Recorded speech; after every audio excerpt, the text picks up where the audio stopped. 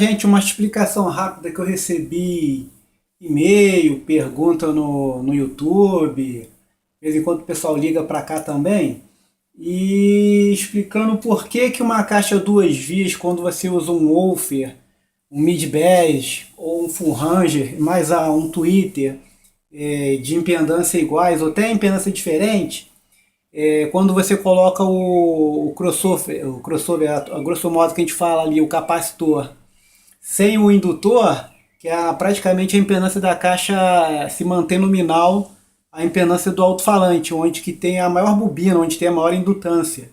E eu vou explicar aqui a grosso modo, rápido, bem básico para as pessoas entenderem o porquê.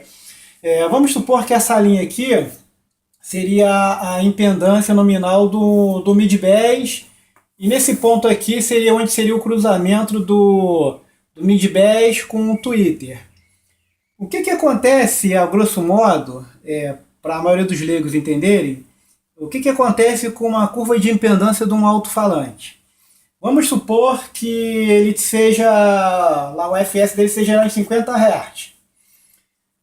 O que acontece? Ele, a partir do momento que começa a subir a resposta de frequência, a impedância nominal dele começa a subir também. E o que acontece nesse fato?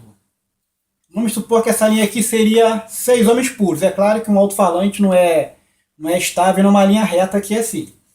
Mas vamos supor que aqui é 50 Hz, tá? 100 Hz aqui. Vamos botar aqui 500 Hz, 1000 Hz, vamos lá, 2000 Hz aqui, o ponto de crossover aqui imaginário. À medida que vai subindo a frequência, a impedância nominal do falante vai subindo. Ele vai fazendo isso aqui, ó. E vai ficando com uma impedância nominal cada vez mais alta, onde que o amplificador passa cada vez mais liberar menos potência em cima do alto-falante por conta da impedância estar muito elevada. Aí aonde que entra o tweeter aqui? É a mesma coisa. O tweeter, vamos supor que o tweeter seja de 6 ohms, você colocou um crossover cortado aqui, ó. O que vai acontecer? Nesse ponto de crossover aqui, de corte de frequência, o tweeter, a grosso modo, vai estar ali em 6 ohms, mas o capacitor ali atenuado, ele vai começar a trabalhar daqui para cá, entendeu? E nesse ponto de crossover aqui, o mid-bass já está ali já em 30 ohms, 35 ohms, entendeu? Uma impedância altíssima. E o ponto a menos 3 ou menos 6 dB, dependendo do corte que você vai usar, se é Butterroid, se é BSL, dependendo do alinhamento.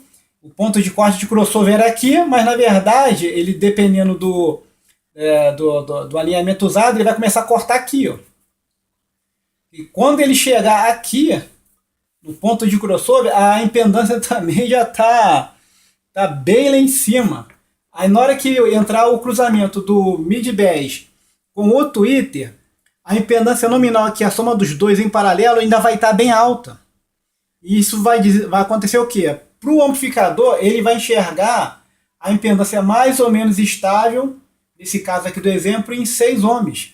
Porque todo falante acontece isso, a impedância dele vai subindo de acordo conforme a frequência. Ainda mais em subwoofer, mid-bass, entendeu? Full range ele sobe também, mas ele sobe menos porque ele responde melhor nas altas. É onde que começa a fazer o ponto de crossover usando apenas o capacitor, que é só 6 dB. Agora, se você coloca o indutor, melhor ainda. Ele vai começar a atenuar também, esse ponto de corte aqui vai ficar mais elevado ainda a impedância, e no ponto de corte de crossover aqui vai estar mais ou menos estável em 6 dB. Entendeu o porquê que quando a gente usa um kit duas vias ou uma caixa duas vias com apenas um corte de capacitor no tweeter, quando é mid-bass e você já está começando a colocar o ponto do tweeter aonde o mid-bass já não responde tão bem, é porque a impedância nominal dele na frequência alta já está elevada. Aí acaba nesse ponto aqui do corte de crossover dos dois alto-falantes, no caso o mid-bass e o tweeter, ele fica mais ou menos equilibrado.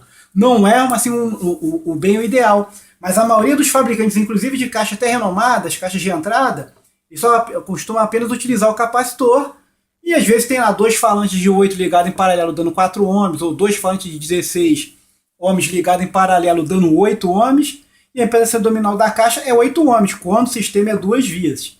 Beleza? Show!